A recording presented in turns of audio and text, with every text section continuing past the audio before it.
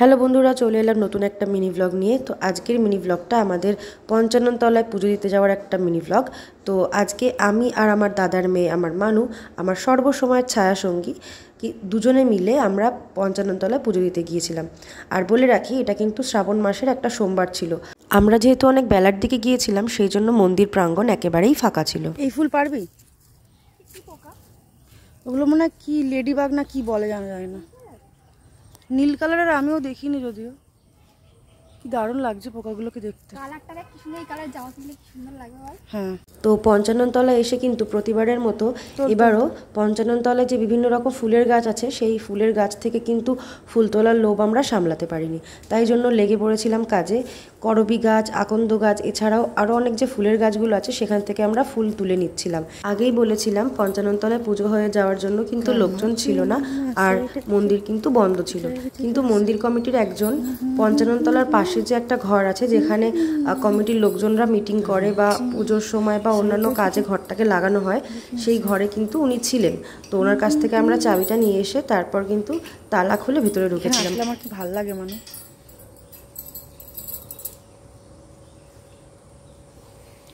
মানুষরা অনেক শক্তিশালিনী। আরে ওটা ছাড় না, ওটা ছেড়ে দে এখন। ওটা বের করে নে, বের করে তাহলে ওটা একটা খোল। ওটা তো পরে সেই ইয়ে করতে হবে। বুদ্ধিহীনা, শক্তিশালিনী বুদ্ধিহীনা হলো কামাচি মামা সেইটা দিকে এদিকে এদিকে সেইটা দিকে। বাবা ঝুলে পড়ছে নেংটি।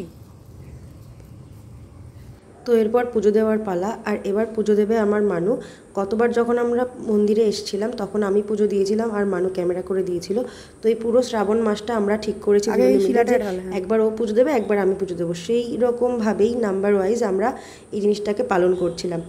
এখানে এবার মানু পুজো দিচ্ছিল আর আমি ক্যামেরার পেছন থেকে ওকে সমস্ত ইনস্ট্রাকশন দিচ্ছিলাম, কিভাবে পুজো দিতে হবে, জল ঢালতে হবে, কোথায় কোথায় মিষ্টি দিতে হবে, কোথায় ধূপকাঠি পুঁততে হবে, কোথায় মোমবাতি দিতে হবে, সব কিছু ওকে দেখিয়ে শিখিয়ে দিচ্ছিলাম। ও আগেও যদিও এখানে অনেকবার জল ঢেলে যায়, তবুও আমি ওকে বলে বলে ছোটো ছোটো ইনস্ট্রাকশন দিচ্ছিলাম, আর সেই অনুযায়ী কিন্তু ওর মতো করে পুজোটা দিয়ে যাচ্ছিল।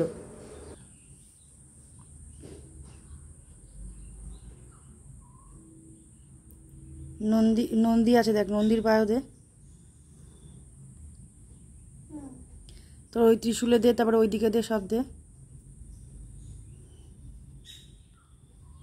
ত্রিশূলেও দে।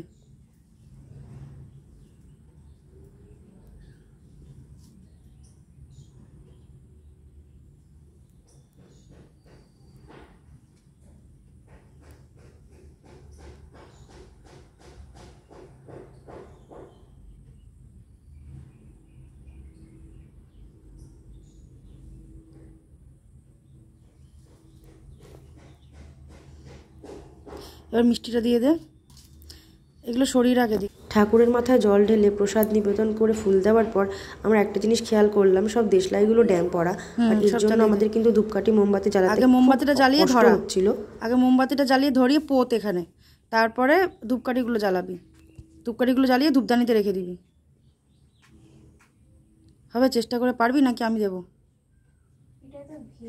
তো একের পর এক দেশলাই দিয়ে ধূপকাঠি মোমবাতি ধরানোর চেষ্টা করে ব্যর্থ হওয়ার পর আমরা ফাইনালি ওখানকার আশেপাশে যে বাড়িগুলো আছে তার মধ্যে একজন কাকিমার বাড়ির থেকে গিয়ে আমরা গ্যাস লাইট চেয়ে নিয়ে এসেছিলাম, আর সেটা দিয়েই আমরা কিন্তু ধূপকাঠি মোমবাতি ধরিয়েছিলাম। নিবে মোমবাতিটা যেন নিবে না যায়। এবার ওই আলোতেই ইয়েগুলো ধরা, ধূপকাঠিগুলো ধরা। তো এরপর ধূপকাঠি মোমবাতি ধরিয়ে ভগবানের আরতি করার পর আমাদের পুজোটা সম্পন্ন হয়। এর মাঝে মন্দিরের ছোট ছোট কিছু দৃশ্য আমি তোমাদের দেখিয়ে রাখি। এই মন্দিরটা হয়তো এর আগেও অনেক ভিডিওতে তোমরা বহুবার দেখেছো, আর একবার তোমাদের ছোট করে দেখিয়ে দিলাম। তো এই মন্দিরটার নাম পঞ্চানন তলা, আর এটা আমার বাপের বাড়ির এলাকায় রয়েছে, আমার বাপের বাড়ির পাড়ায়। আমার বাপের বাড়ি থেকে এখানে আসতে 3 মিনিট মতো লাগে। তো যাই হোক, এই মন্দিরটা কিন্তু প্রায় 300 বছরের পুরনো। আর এখানে যে শিলাটা তোমরা দেখতে পাচ্ছ, এই শিলাটাই কিন্তু মেইন। এই শিলাটাই কিন্তু মাটি ফুঁড়ে উঠেছিল, আর এটার কিন্তু অনেক মান্যতা রয়েছে আমাদের পাড়ায়। এখানে কিন্তু শিব ঠাকুরের সব তিথিগুলোই খুব ধুমধাম করে পালিত হয়। আর এই মন্দিরটা কিন্তু এখনও কমপ্লিট হয়নি, কাজ চলছে। তো যাই হোক, আজকের ভিডিওটা এই পর্যন্তই শেষ করছি। কেমন লাগলো ভিডিওটা অবশ্যই কমেন্ট করে জানিও। দেখা হচ্ছে নেক্সট ভিডিওতে।